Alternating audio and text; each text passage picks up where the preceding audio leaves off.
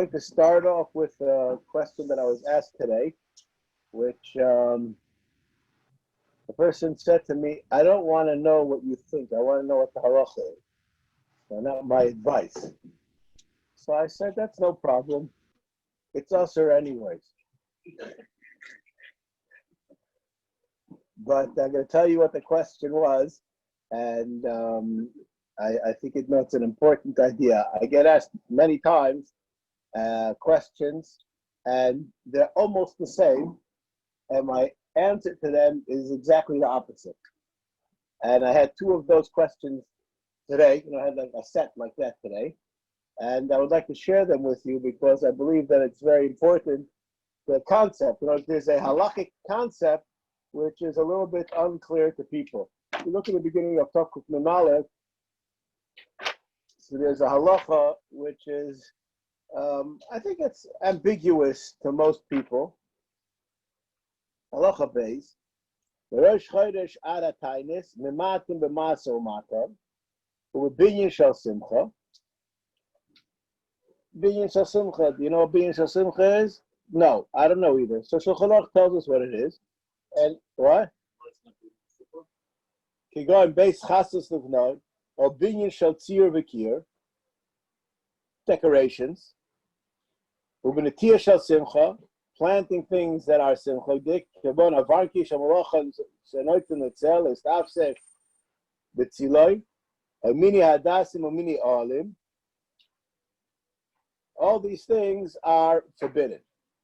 Etc.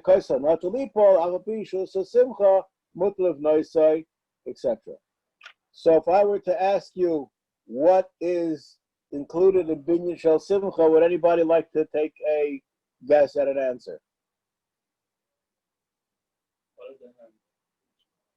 Things that are above the bottom line of survival. I disagree. Now I'm going to ask two questions today.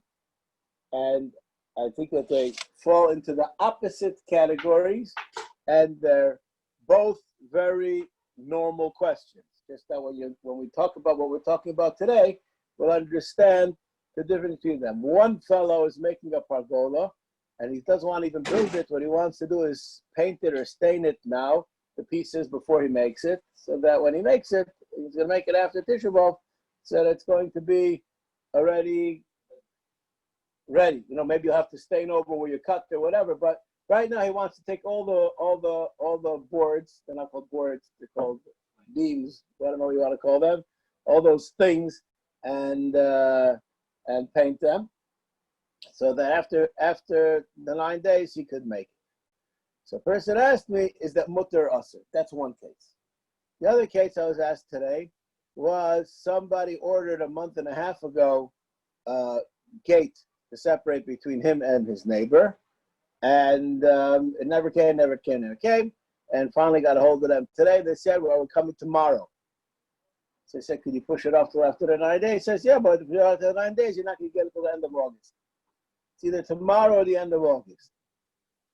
Okay, so these are two questions I was asked today, and in my opinion, they fall into two totally different categories, even though they're very similar. These are your outdoor recreational kind of things that you're putting up some kind of a structure, and the daiti, they are two totally different things.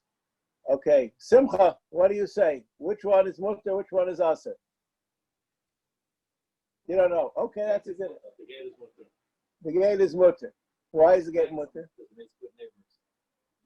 That's like a rabbi swara. That's like a rabbi swara, but that's not how I see it. What?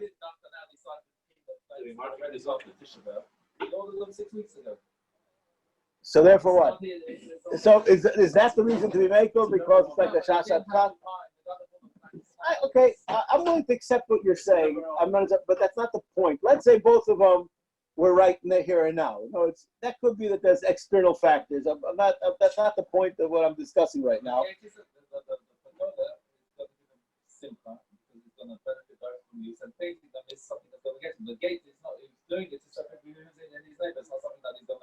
Okay. All right. Okay. I think that you're very much I I'll call you, give you a 90, so to speak, on your answer. Oh, okay. So the guy who asked me the question, I asked him like even without asking you, I beg you, that I didn't ask you in advance.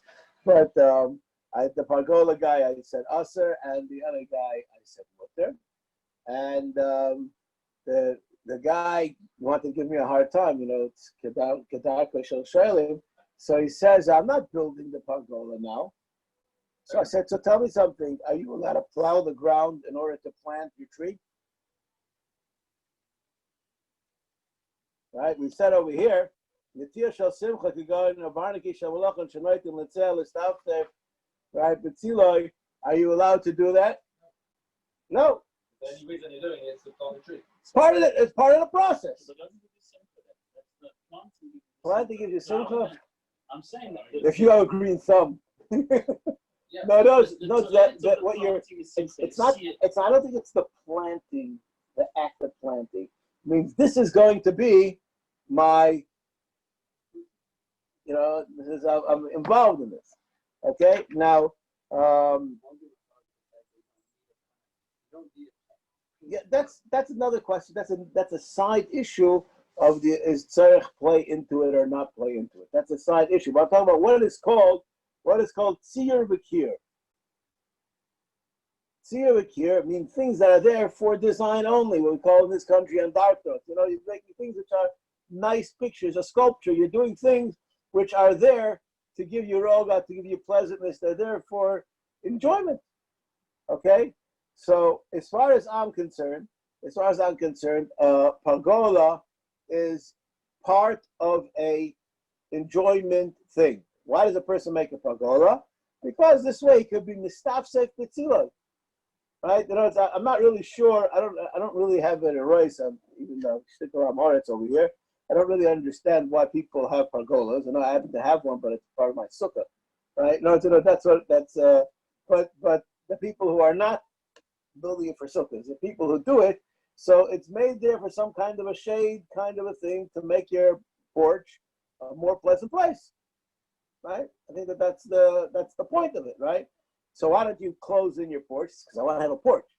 It's like a ridiculous question. Right? What? Okay. For the amount that you spent on your Pargola, you could have bribed the guy from the. Don't worry about it. I don't know. That's not. That's what I'm saying. But the point of it, just tell you since you're English. A friend of mine said if a Jew would buy Buckingham Palace, he'd add on a Merpesa. I don't know. You have this need to expand. But etzem a Pargola. That's what I understand. That a Pargola is a harabacha kind of a thing. It's not a necessary thing. It's a harabacha kind of a thing. Whereas the person who has bad neighbors, besides who we want to have shalom with our neighbors and all those kinds of things, which you said, which I don't disagree with them, but the reason why he didn't have it till now was because he got along with his neighbors. So now a need arose that demands that he has this thing. In order that this is not part of his arbacha. Why is he doing it? Because it became something that he needs. And that's I understand that without getting involved in other things. I'm not disagreeing, maybe those other things could play into, but let's think about what is the reason that the person is building it. So there's a very clear, there's a thing called a gazebo. What is that? What is it? That's all.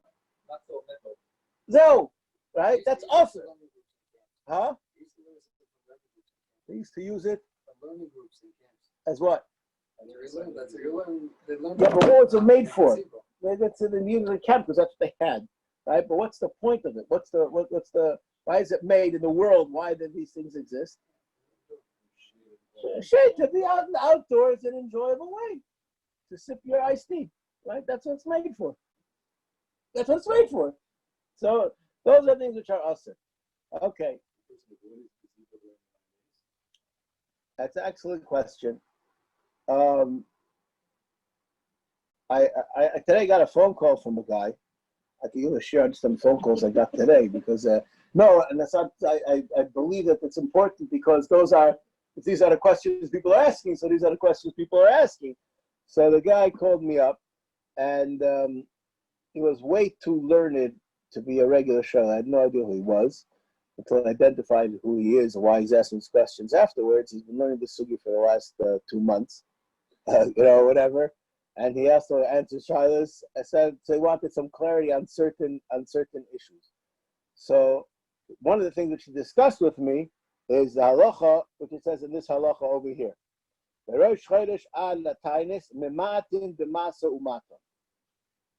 Now, why are we mematin b'masa umaton? Says the Mishnah Berurah.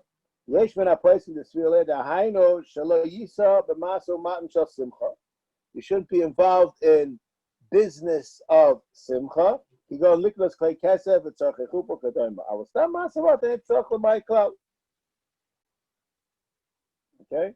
Yesh d'svila b'chol masa umaton tzarch l'may beisa. He will yasik l'gdim on a sasai because you're supposed to be involved in churban.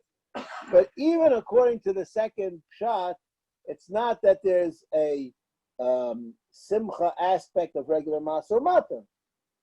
So he asked me, what is called masa umaton shel simcha? What's the getter? So the Mishnah will give us an example. We'll give us an example. You go liknos klei kesef v'tzarch echupo kadomo. What is the nikuda? Those things, the acquisition gives you simcha, the haggling gives you simcha. There's it's part of a simcha process. So it brings you to the atmosphere of what you're making chasna. You're doing this, so it's masa and simcha. Or sometimes there's the business, there's different aspects of it. But a person wants to know, when I'm going to Yesh, can I buy? I need for after the 9 days, I need to get some meat. Am I allowed to pick it up now? Right? No, that's not masa umaton shel simcha. That's just buying. There's no issur in buying. Okay? So, what? Maybe.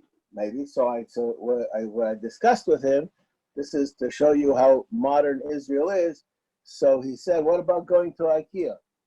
It's a question he asked me. I said, going to IKEA is what's called in Ivrit bilui. What? Yeah. So now, then you're not going to IKEA, then you're going to IKEA to get something. It's not the same thing, right? You're going to IKEA, you're going out. There could be. No, I'm not right now discussing why you're going out. Sometimes that's a babysitter. So I said that's not masa umaton shel simcha. That goes into also the tile. If there's an issue being with tile, but that's what you're doing. You're not going on a shopping thing to buy things. In fact, you could go there without your wallet altogether. That's not the point. That's not the point. The point is you're going to see what's in the store. You're window shopping. Right? I'm not saying what? What was the question? So he wanted to know what is included. What is a masa umaton will give you a hana. So I said, so there's a different kind of hana. The hana is a hana of tiyun. It's not the hana of masa umaton shel simcha. It's going into a different nikuda. There's no masa umaton. If you go without buying anything, there is no masa umaton. Right, but then that's called tiyun. So that the question should not be mitayel. But it's not going to. That's to say the question over there is not exactly. That's the point. It's a different issue. It doesn't mean that it's mutter, but it has a different issue whether a person is allowed to be mitayel or not be mitayel. And that's what it is. I mean, being a mic and being mitayel. I'm just using these as examples because there are things which are very similar, and yet they're very different because the shoresh of the need that a person has to do these things is born out of a different tzarech. So maybe you're going to have a different response. And this fellow who one of the guys today wanted to know, he wants to make a vent, make a hole in a wall between one room and the other to bring the air conditioner So that's 100% mutter. That's not binyan shel simcha. That's not nothing. That's just if you be able to live. That's like that's not a. They're an issue. So, huh? Yeah. All right. Anyways, those are just important nikudot. So somebody says, "What's masa matan shel simcha?" It has to be something that you're enjoying the masa matan of it, or it has to be something you're buying something that gives you adrenaline flow. But just going to buy things that a person is allowed to do. There are poskim who discuss, and that's an issue, which we discussed last week.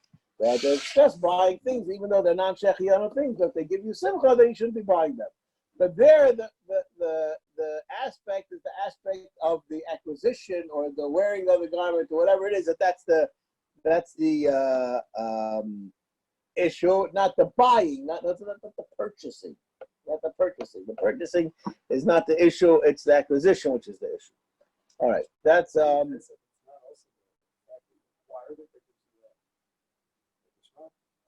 don't know. It's very hard for me to answer that question. I don't even know when does it, do I order something online? When does it become mine? We don't know. Gil knows, he knows, right? Right. We don't know when does it become yours. So taking delivery is a question. You already own something. Can you take delivery? Right? That's another question. So Moshe writes that a person shouldn't take delivery, even though he owns it beforehand. That's like wearing it. What is a double over? Don't take delivery. It's going to lose it. Okay, maybe you're better off. Who knows? Who knows? All right. Anyways, okay. That's as far as that's concerned. Okay. Shvur shachal boy Tisha B'Av. Asur lestaper lechabes. And here, this is again a question which I was asked today. Person has small children. Should he wash their clothing beforehand, or could he wash them in 9 days?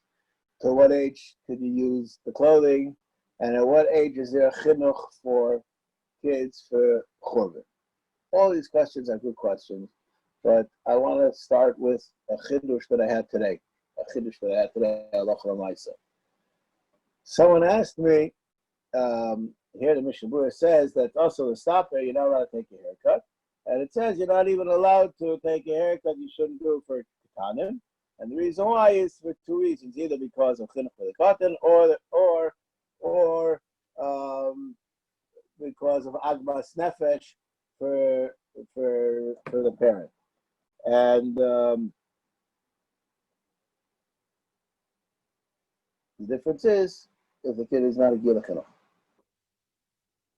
So the person asked me, is the Isra of Tsar on other aspects relevant to your children? So I said, no, I have a raya that it's not. Because halacha is, what do you do with the case of havdalah on Matzah Tisha B'Av? You give it to a cotton. Why? He also says, even a chinuch. He doesn't have any chinuch on that. It's just taking a haircut that there's this issue. But there's this issue outside when you see a kid without a haircut. Who doesn't have it? Here, I thought the issue was that the parent enjoys seeing his kid haircut, or he doesn't enjoy it. He enjoys 100%. So it's not applied to all hilchos havel. It's not when you see your child dirty. That doesn't. Right. That's what I'm saying. So that's okay. Tana, you just drink it yourself. You wouldn't give the grape juice. Me? I would drink it myself. I personally. I'm not a big fan of giving gifts to the katanim. If I have my way, if I don't have a cotton who's exactly fits into my comfort zone, I just drink it myself. You only do it on grape juice or wine? If you only do it on wine. I do it on wine. Yeah. No problem. Call bias, nishbach. Yeah, it's a halachic reason to do it on wine. There's halachic reasons to do it on wine. There's wine that's sent over from Kiddush it's ani lo mevater kol hashana. You know what I mean? It's not a. You do. It's not a floor for a Shabbos Tisha over the night. No. In other words, if it's mutter when you have an eitzah, should you use the eitzah? So if you have a good eitzah, then you should use it. If you have a bad eitzah, so then sometimes it's not kedai. That's all. So if you have a kid who's perfect, that's fine. If you don't have a kid who's perfect, so that's the halacha. That's what I do. What?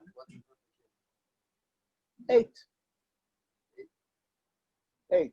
A boy, There's other reasons not to give it to a girl. We don't give it to girls for other reasons. Why don't you give it to a girl?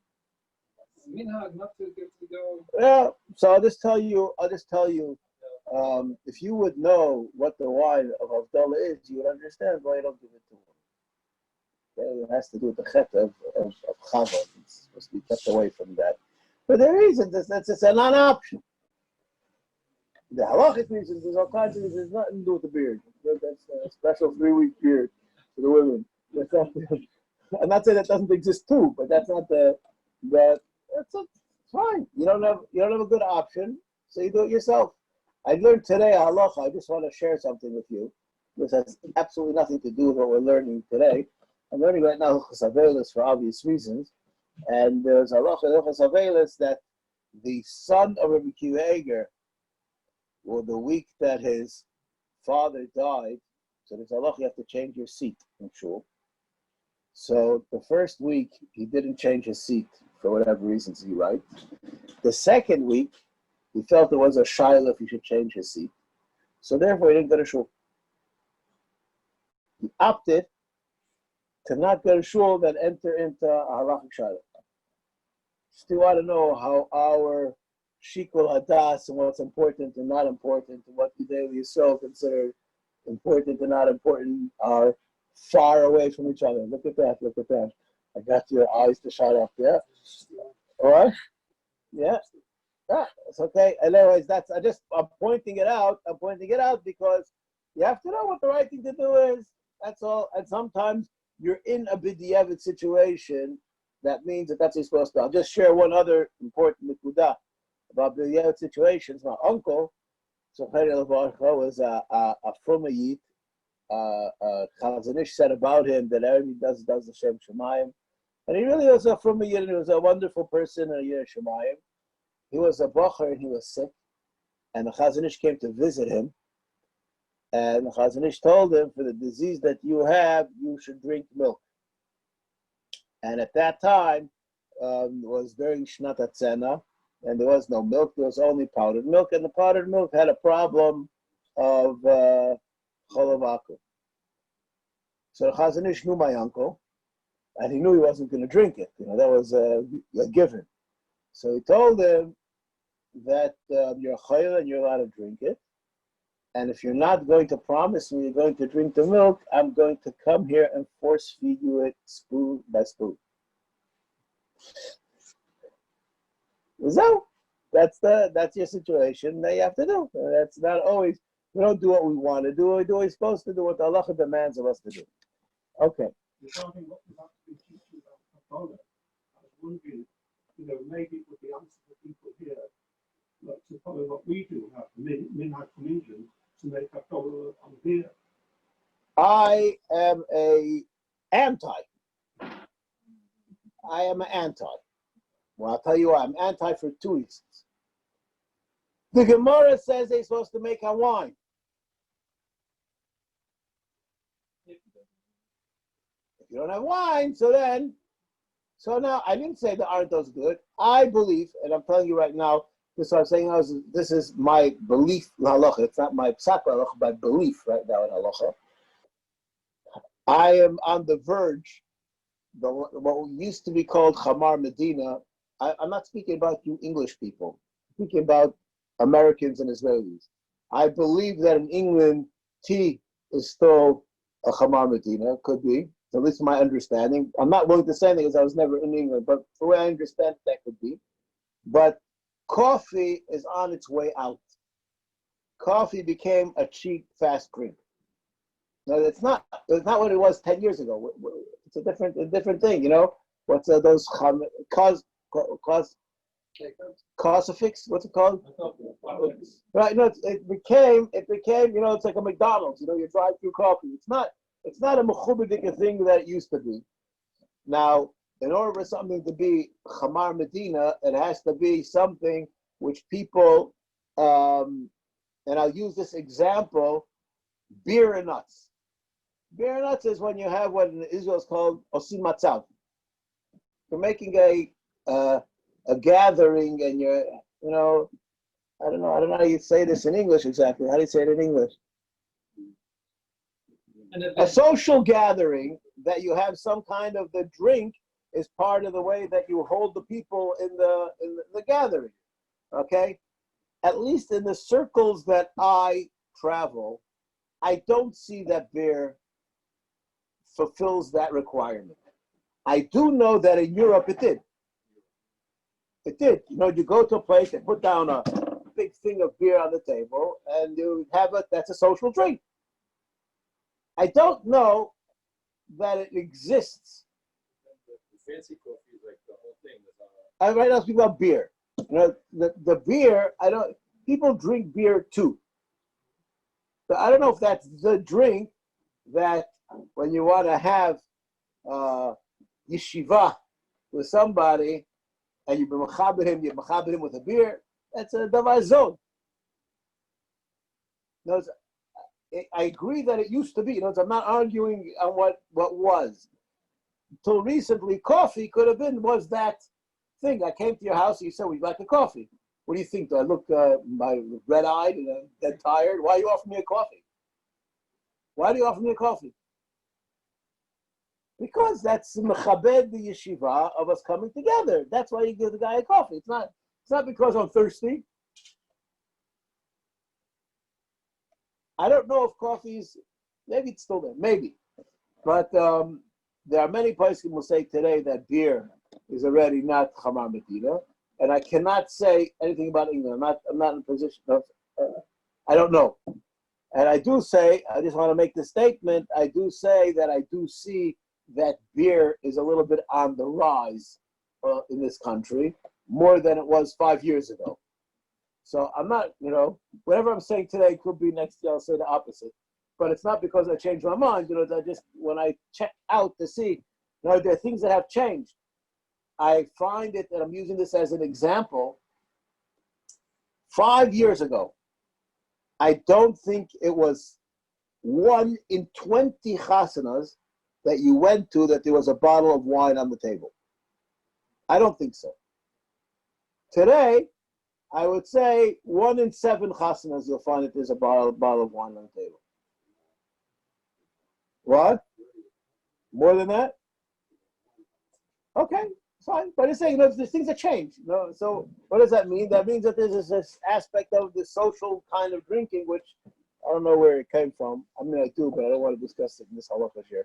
But anyways, things change. So that's, I'm not, again, my answer to your question is that could be what was done in England is okay in England.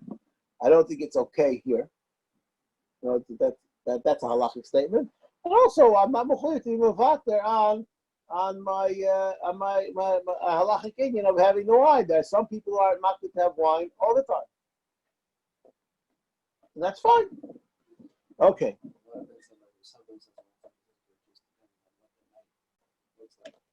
So I shall grape too soon. And if there's a difference in wine and grape, it's also not so clear. It's also not so clear. I just want to mention all right, let's leave that. Okay.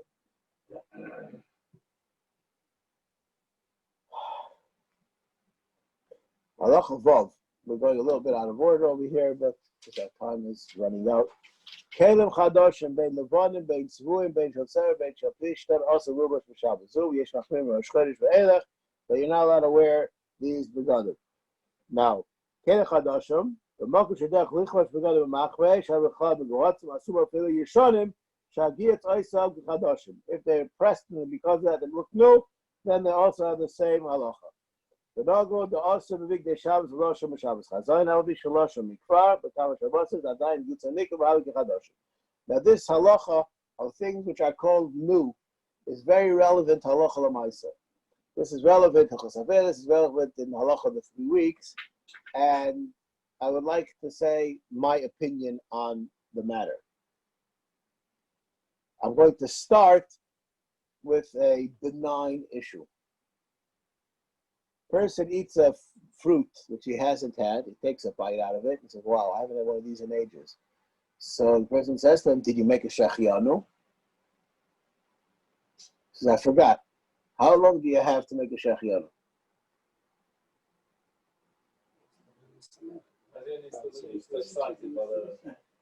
So is it have to the first mouthful, the first plate of it, the first week? What? The first eating. Okay. Okay, the second eating? No. All right, I'm going to accept that. Most people will probably pass like that. That's what most people will say. Now, how long does it take for a suit to become not new? A good few, many pieces. How long does it take for a shirt to become not new? Pachot. Right? So this is what the Mishnah Berurah is speaking about over here. There are things, and I don't know the answer to the question, but there are certain things, just because you wore it once, it still has the newness to it. Okay? So because you wore it once before the 9 days, doesn't help for a new suit. That's what it's saying over here. So how many times do you have to wear it? I don't know. I better say I don't know. Not only do I don't know, I do know that the answer is different for you than it is for him, than it's for him. Because I don't know, it's not because I'm lacking the understanding of the issue. How long does it take till your car becomes not new? I know the answer. The first dent. Right? Is that probably pretty accurate? After the first dent, it's not new anymore. Tomorrow, it doesn't make a difference how new it is. Not new anymore. Right? Anyways, Shalom Neda. Yeah, obviously, if you don't have a dent in your car and your car is 15 years old, you're driving still your Model T. I understand that. But I'm saying, but there's certain things that got its first dent, they got whatever, but you could be past your first car wash and it's still a new car. Right?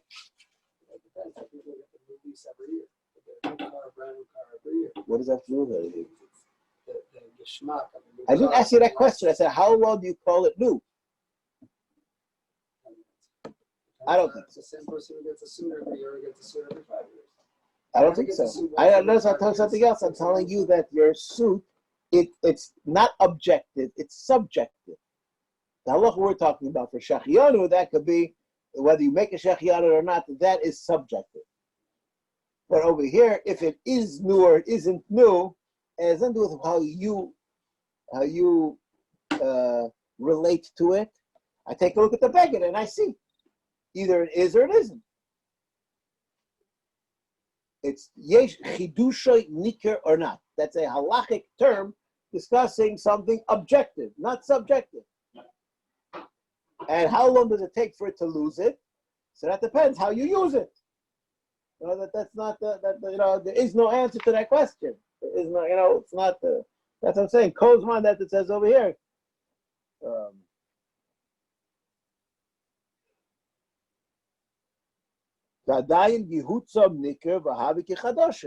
Even if you wore it, but it still has that fresh pressed look, so then it's called new.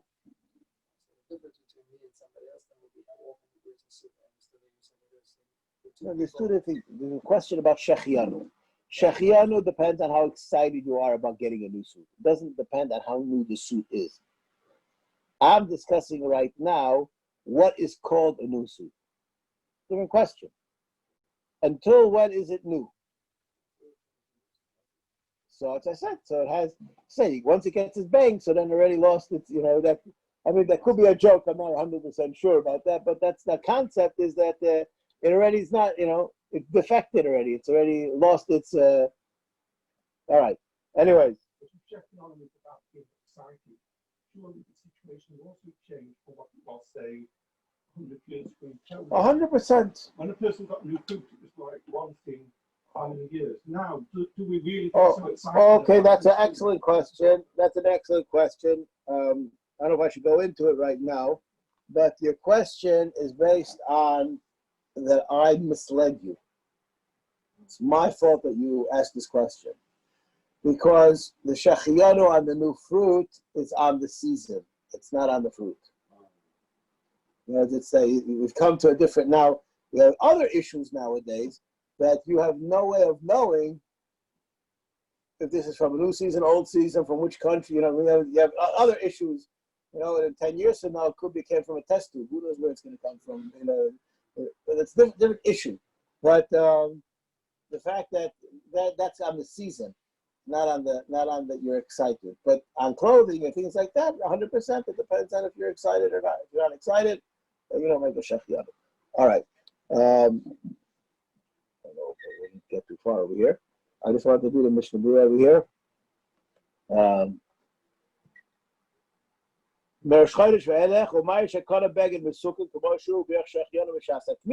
That has to be. Also,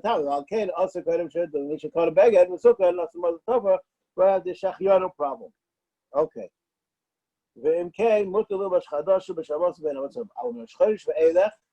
Also, afilu b'Shabbos, u'begodim she'enam chashuvim kolkach. She'ena tzarich levarach olav shachiyanu. Kigom, manalayim, amponius, shoes and socks. Vaday, look at the kaisam, v'voyishayt, m'shivasa b'tamas adosh chodesh. You're allowed to buy them from shivasa b'tamas adosh chodesh. But after Rosh Chodesh, even socks, even new underwear, one should not buy. Now, I'll just tell you, today I got a question at about 4:30. Someone just had a baby, their first baby, and they don't have any clothes because they're meaning not to buy clothes beforehand. The baby was born a little bit early, and they wanted to know what do they do. So I said, if there's a Halacha, you don't have. Okay. All right. Good night.